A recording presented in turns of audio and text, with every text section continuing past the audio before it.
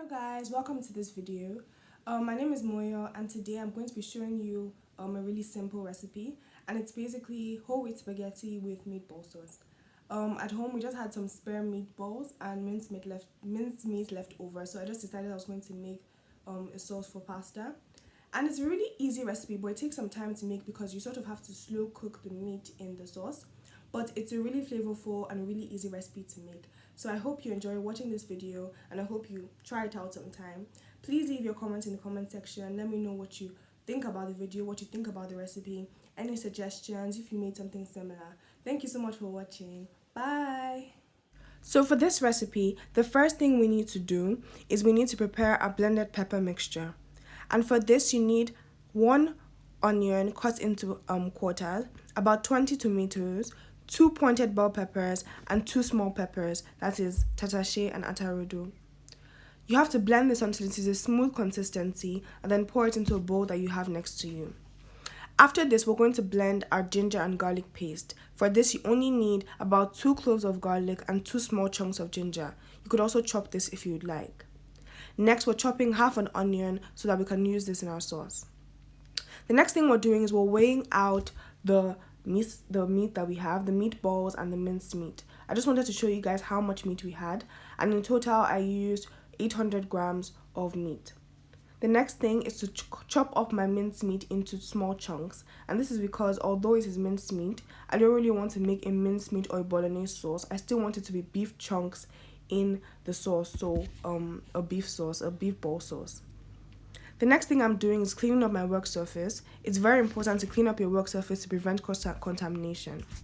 Looking at our spices, we have 3 stock cubes, 1 tablespoon of paprika, 1 tablespoon of thyme, 1 tablespoon of dried oregano, 1 tablespoon of salt, 2 tablespoons of dried pepper because I love pepper, and 1 tablespoon of turmeric. Now we're all ready to start cooking.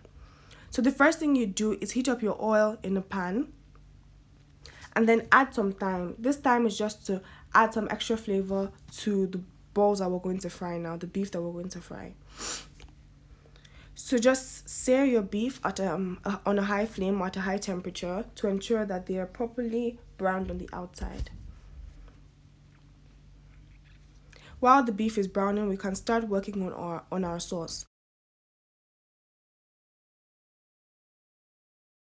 So heat some oil in the pan, add your ginger garlic mixture, fry it a little bit, and then add your onions. And you're going to fry this mixture of onions, ginger and garlic until the onions become translucent and they start to brown slightly.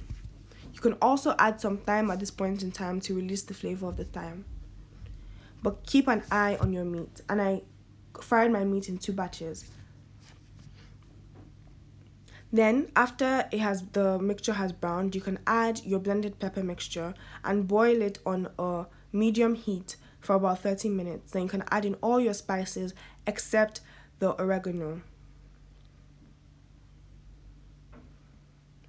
After this, you should still boil your mixture for about 30 more minutes to ensure that the pepper reduces properly. As you can see now, our sauce has reduced and we're adding our dried oregano and our beef chunks.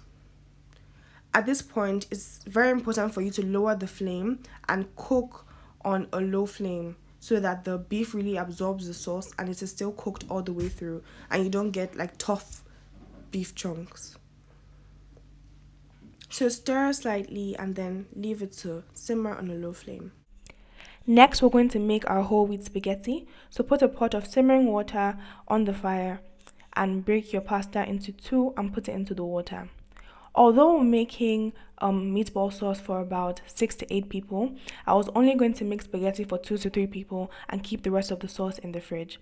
The sauce actually tastes a lot better on the 2nd or 3rd day after it is made. So you can check your sauce at this point to ensure that it is cooking nicely. At this point, you can also wash up and clean up your utensils as your spaghetti and meatballs are cooking. At the end, I added some chopped basil leaves just to add a bit of extra freshness and flavor to this sauce. Check that your meat is done all the way through and that it's not dry on the inside. And there we have it, our meatball sauce is ready. When your spaghetti is cooked all the way through, rinse it with some cold running water and then mix some oil into it to ensure that it doesn't stick together.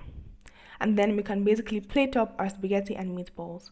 This was a really easy recipe to make, and it was so delicious, guys. I loved it so much. And it definitely tastes better the second or third day afterwards because all the spices and all the flavor intensifies.